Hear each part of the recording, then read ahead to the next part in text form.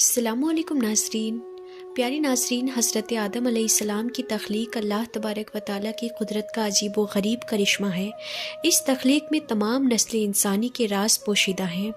حضرت آدم علیہ السلام کی ہستی وہ ہستی ہے جس کو تخلیق کر کے اللہ تبارک و تعالیٰ نے نسل انسانی کی بنیاد رکھی، اور حضرت آدم علیہ السلام سے تمام انسانی روحوں کو پیدا فرمایا گیا، پھر چاہے وہ مسلمان ہو یا کافر۔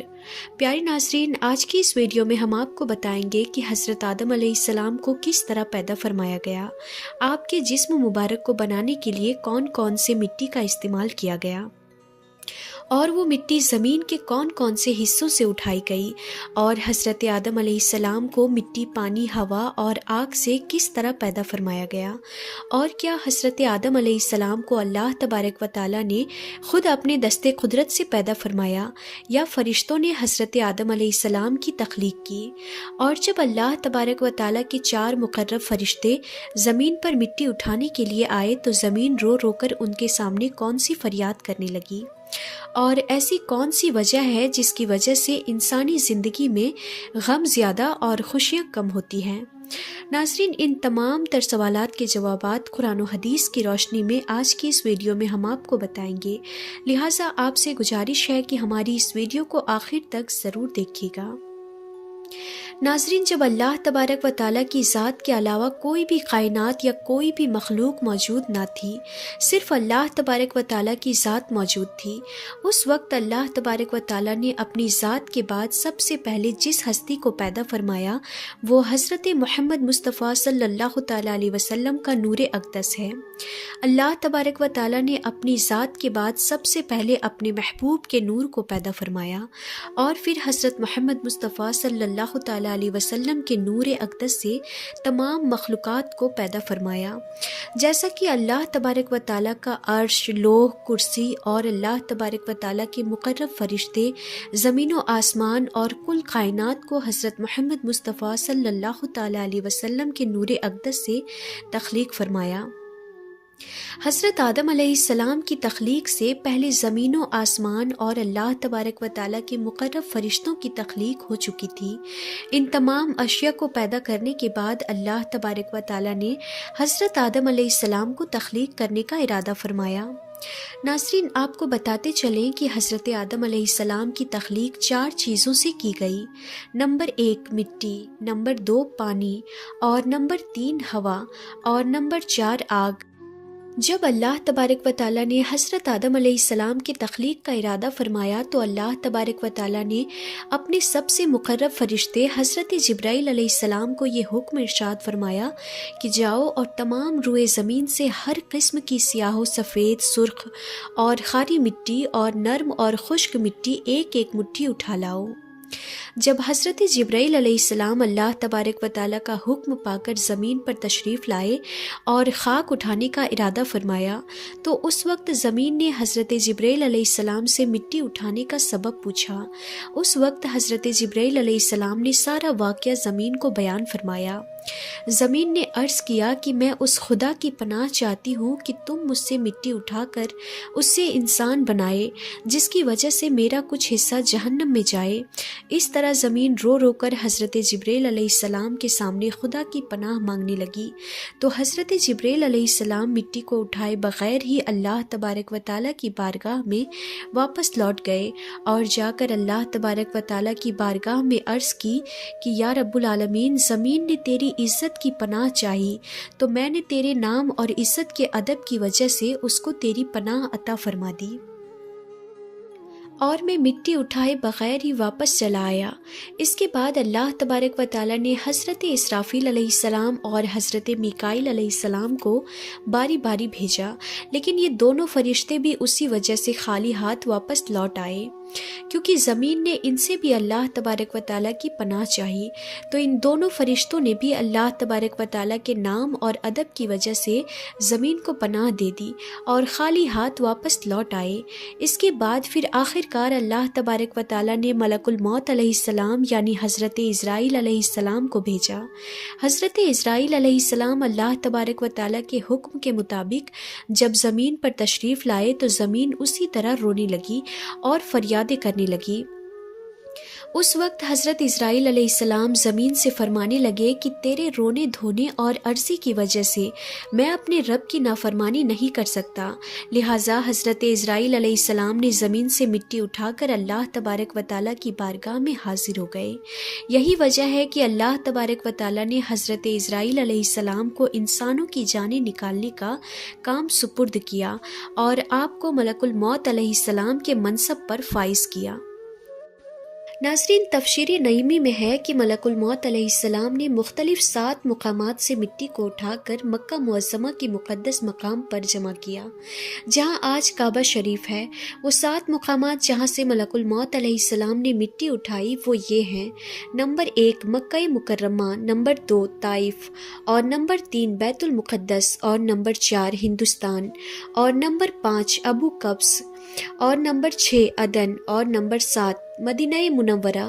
ناظرین، روایت میں آتا ہے کہ مکہ شریف کی مٹی سے حضرت آدم علیہ السلام کا سر مبارک بنایا گیا، اور بیت المقدس کی مٹی سے حضرت آدم علیہ السلام کی گردن بنائی گئی، اور عدن کی مٹی سے حضرت آدم علیہ السلام کا سینہ مبارک بنایا گیا، اور ہندوستان کی مٹی سے حضرت آدم علیہ السلام کی پشت اور شکم مبارک بنایا گیا، اور مدینہ منورہ کی مٹی سے حضرت آدم علیہ السلام کا دل مبارک بنایا گیا، اور طائف کی مٹی سے حضرت آدم علیہ السلام کے جسم کے باقی اعضاء تیار کیے گئے۔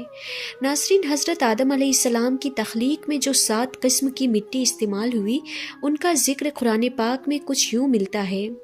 پہلی مٹی جو حضرت آدم علیہ السلام کی تخلیق میں استعمال ہوئی اس کو قرآن پاک میں تراب کہا گیا ہے، جس طرح کہ اللہ تبارک و تعالیٰ پارہ 17 سورہ حج کی آیت نمبر 5 میں ارشاد فرماتا ہے، ہم نے تمہیں خشک مٹی سے پیدا کیا۔ ناظرین، تراب ایسی مٹی کو کہتے ہیں جو خشک ہو، اور دوسری مٹی جو حضرت آدم علیہ السلام کی تخلیق میں استعمال ہوئی اس کا ذکر قرآن پاک میں 3 لفظ سے ملتا ہے۔ 3 اس مٹی کو کہتے ہیں جو بھیگی ہوئی مٹی ہو یا نرم مٹی ہو، جس طرح کہ اللہ تبارک و تعالیٰ پارہ نمبر 23 سورہ سواد کی آیت نمبر 17 میں ارشاد فرماتا ہے، میں مٹی سے بشر بنانے والا ہوں۔ ناظرین، 3 عربی زبان کا لفظ ہے جس کے لغوی معنی گیلی یا بھیگی ہوئی مٹی ہے۔ یہ مٹی جہاں بھی ہوتی ہے اس زمین کو ہرا بھرا کر دیتی ہے۔ اور تیسری مٹی جو حضرت آدم علیہ السلام کی تخلیق میں استعمال ہوئی وہ حمائن ہے، جیسا کہ اللہ تبارک و تعالیٰ قرآن پاک کی سورہ حجر کی آیت نمبر 26 میں ارشاد فرماتا ہے، اور بے شک ہم نے انسان کو بجتی ہوئی مٹی سے بنایا جو اصل میں ایک سیاہ بدبودار غارہ تھی۔ چوتھی قسم کی مٹی جو حضرت آدم علیہ السلام کی تخلیق میں استعمال ہوئی اس کو مسنون کہا جاتا ہے۔ مسنون وہ غارہ ہوتا ہے جو پانی میں کئی روز رہنے کی وجہ سے بدبودار اور سیاہ ہو چکا ہو۔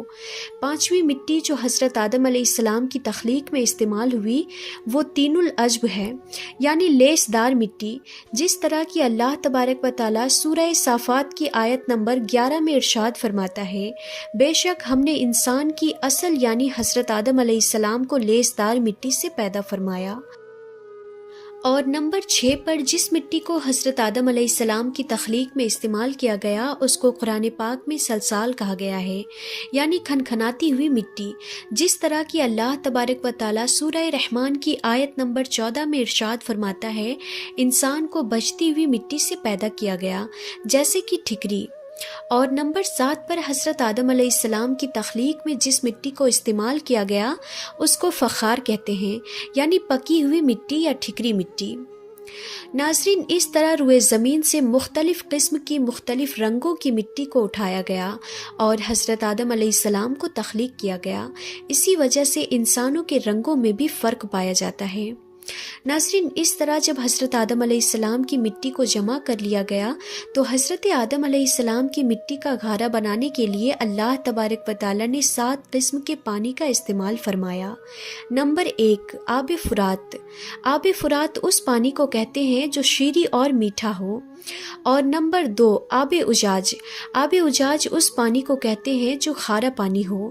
اور نمبر 3 آب سلسبیل، آب سلسبیل اس پانی کو کہتے ہیں جو پاک اور شفاف اور خوشنما پانی ہو۔ اور نمبر 4 آب تسنیم، آب تسنیم اس پانی کو کہا جاتا ہے جو خوشبودار پانی ہو۔ اور نمبر 5 آب رحیق، آب رحیق اس پانی کو کہتے ہیں جو پاک نشیدار پانی ہو جیسے کہ جنتی شراب۔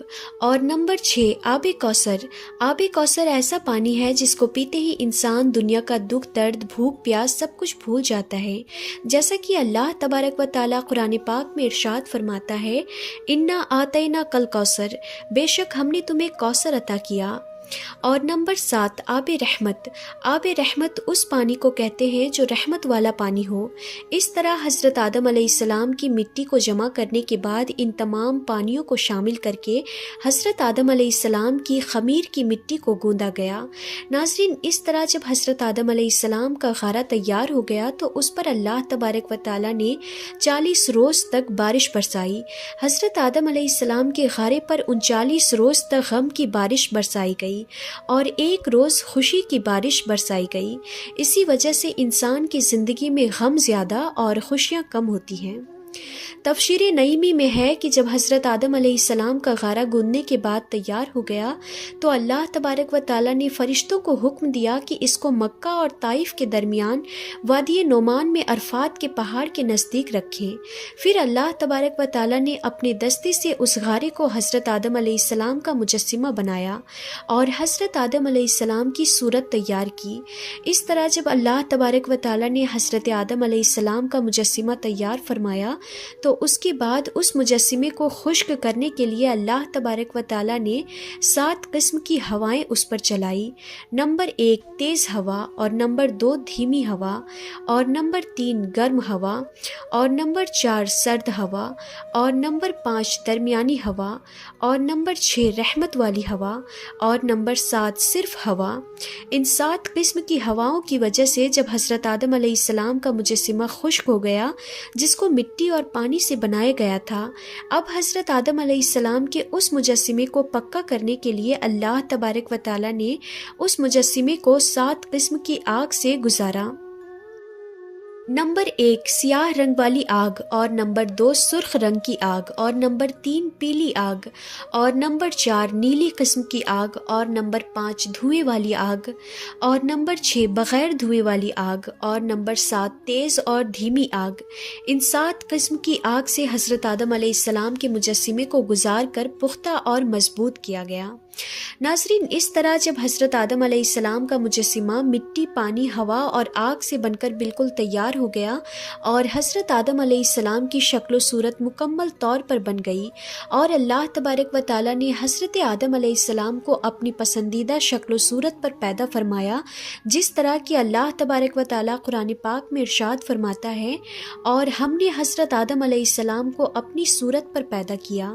جب حضرت آدم علیہ السلام کی صورت تیار ہو گئی تو فرشتے اس صورت کو دیکھ کر حیران ہونے لگے اور تعجب کرنے لگے، کیونکہ انہوں نے اس سے پہلے ایسی خوبصورت صورت کو نہیں دیکھا تھا۔ اور جب ابلیس حضرت آدم علیہ السلام کے پتلے کے پاس آیا تو اس کے ارد گرد پھر کر بولا کہ اے فرشتوں، تم اس کو دیکھ کر تعجب کیوں کرتے ہو؟ یہ تو اندر سے خالی جسم ہے جس میں جگہ جگہ سوراخ ہے، اور اس کی کمزوری کا حال یہ ہے کہ اگر بھوکا ہو تو گر پڑے گا اور اگر خوب سیر ہو تو چل نہ سکے گا۔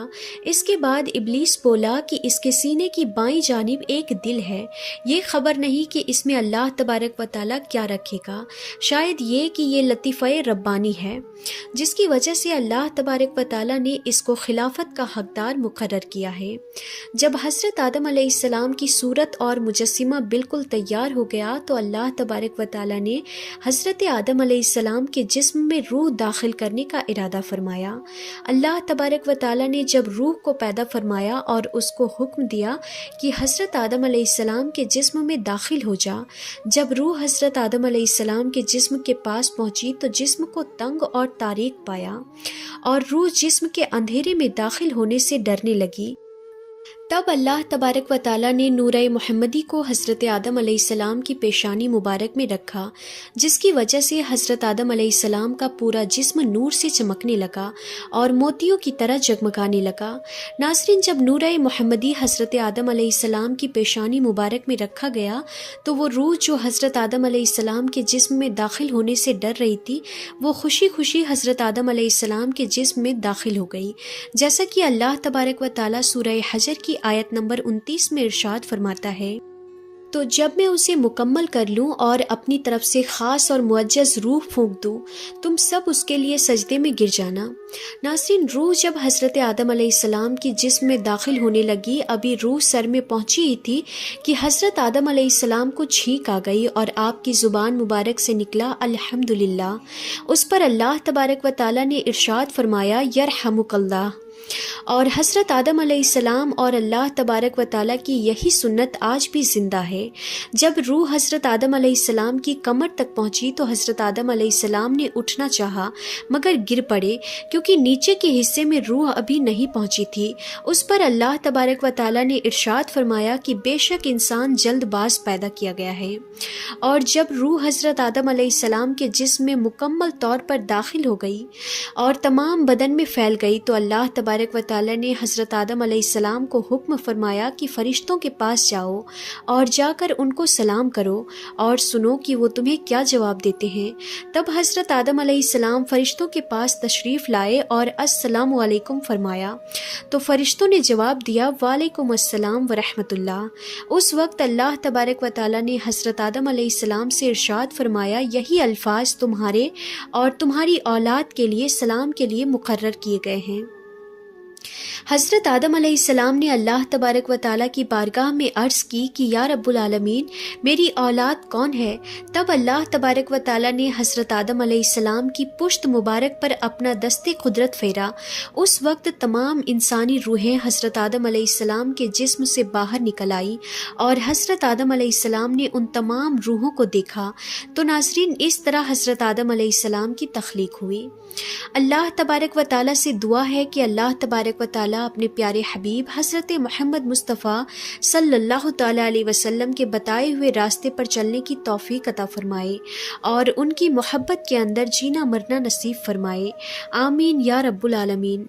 तो नाज़रीन, आज के लिए बस इतना ही। इंशाअल्लाह फिर मिलेंगे ऐसे ही इंफॉर्मेटिव वीडियोज़ के साथ। तब तक के लिए खुदा हाफिज़।